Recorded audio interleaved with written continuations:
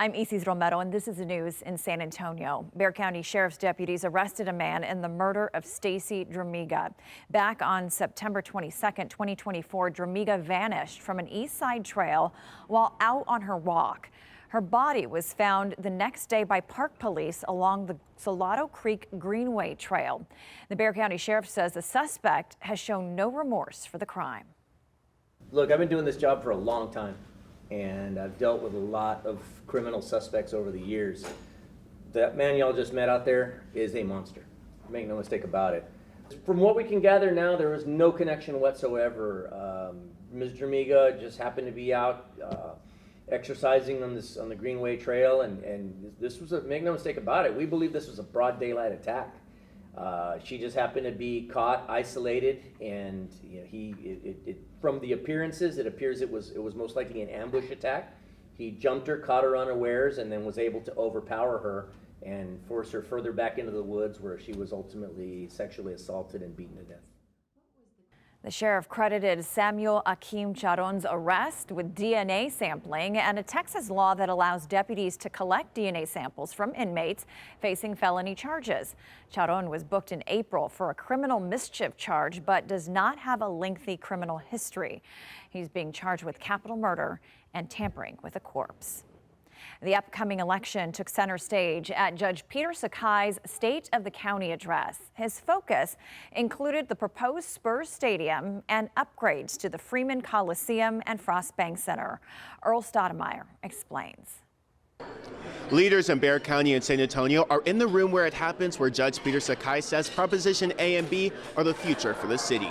This is an example of public-private partnership that has made our community grow. It has been a game changer for our community. Proposition A involves Bexar County spending $193 million to upgrade the Frost Bank Center and Freeman Coliseum. For funding it, Judge Sakai says you won't have to pinch pennies. No impact on homeowners and renters.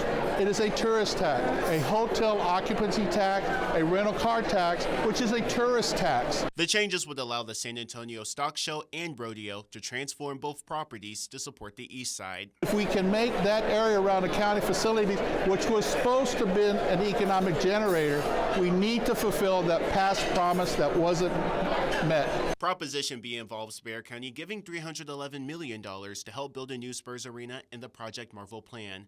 Project Marvel is a plan made by the city to transform downtown San Antonio.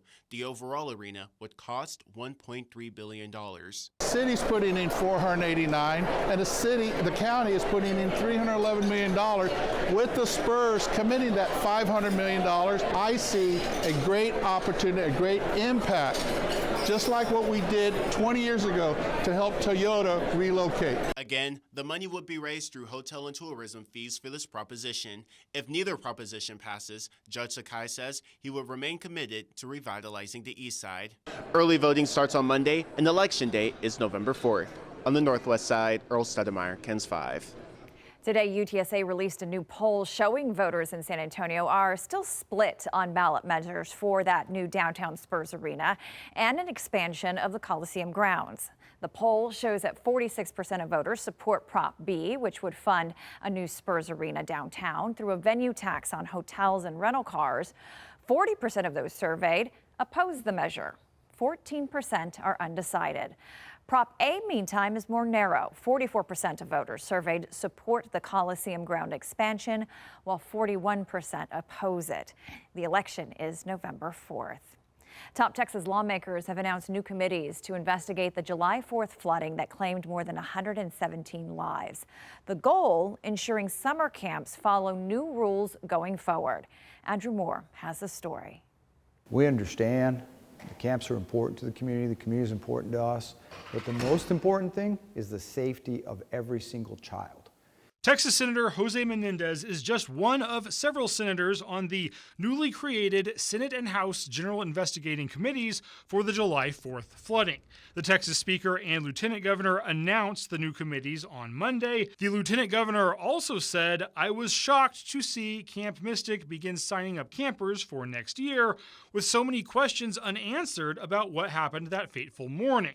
Camps now have new regulations requiring more complete disaster plans, emergency warning systems, and weather radios, among other things.